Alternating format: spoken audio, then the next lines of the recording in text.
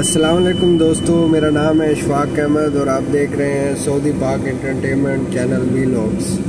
تو دوستو، جیسے جیسے آپ کو معلوم ہے کہ ہونڈا کی قیمتیں بڑھتی جا رہی ہیں پاکستان کے اندر اور گاڑیوں کی قیمتیں جس طرح سے تو دوستو آج جو ہے وہ ہماری ویڈیوز جو ہے وہ کچھ ریلیٹڈ ہوگی ہونڈا سے ریلیٹڈ، ہونڈا کے اوریجن کے حوالے سے، ہونڈا کون تھا اور ہونڈا کمپنی کیسے وجود میں آئی اور ہونڈا کا کہاں سے تعلق تھا، تو اس حوالے سے آج ہم بات کریں گے۔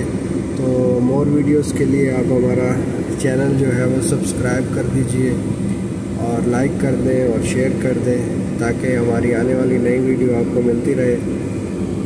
تو سٹارٹ کرتے ہیں۔ مشہور گاڑیاں بنانے والا ہونڈا کون تھا؟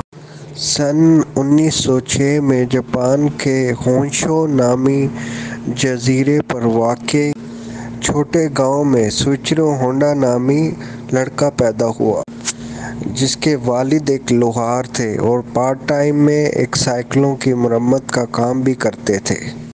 ہونڈا کے 5 بہن بھائی مختلف بیماریوں کے باعث مر چکے تھے۔ ہونڈا والد کے ساتھ سائیکلوں کی مرمت کا کام کرتا تھا۔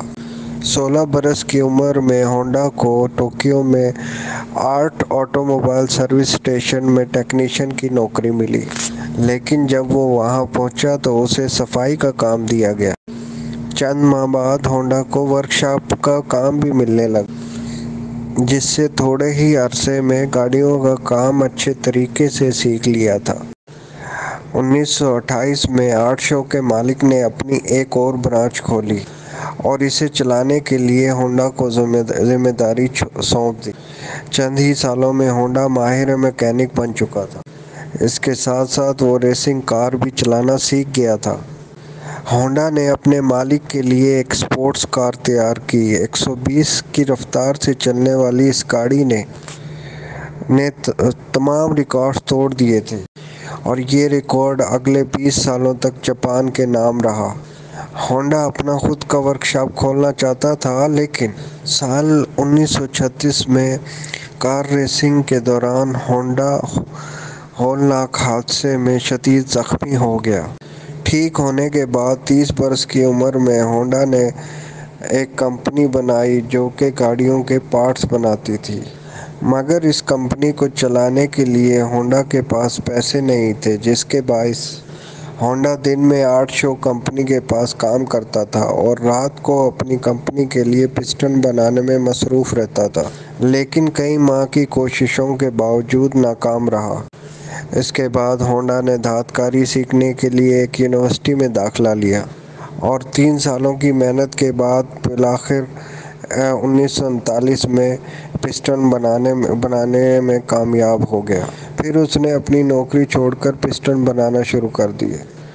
جب انہوں نے اپنے پسٹن ٹویوٹا کمپنی کو ریفر کیے تو اس کے 47 ڈیزائن مسترد ہو گئے۔ اس نے اپنے کئی برس مارکیٹ کو سمجھنے میں لگا دیے، جس کے بعد ہونڈا نے ایک بار پھر پسٹن تیار کیے اور اس بار وہ کامیاب ہو گیا۔ تمام کمپنیز نے اس کے بنائے ہوئے پسٹن پاس کیے اور پھر دھڑا دھڑ آرڈر پاس ہونا شروع ہو گئے۔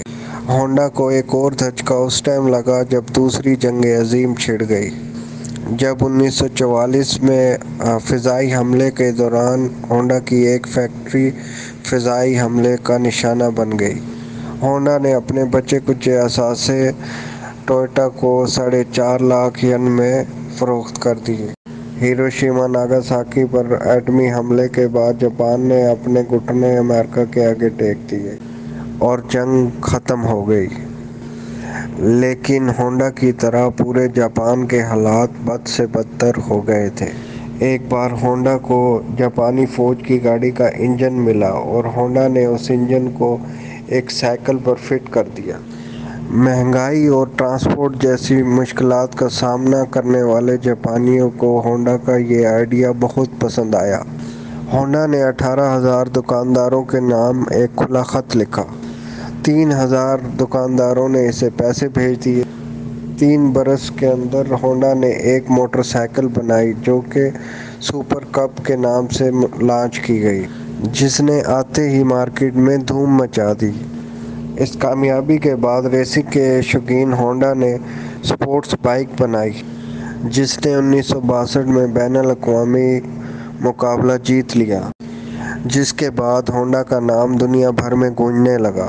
1960 تک ہونڈا کی موٹر سائیکل بنانے والی کمپنی دنیا کی سب سے بڑی کمپنی بن گئی، لیکن ہونڈا کا اصل خواب کار بنانا تھا۔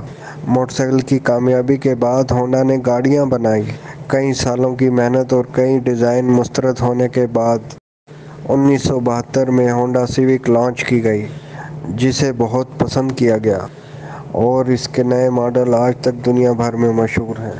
1980 تک ہونڈا موٹرز جاپان کی تیسری بڑی مینوفیکچرنگ کمپنی تھی اور پھر اگلے 10 برس میں اس کمپنی نے دنیا کی بڑی تیسری کمپنی بن کے دکھایا۔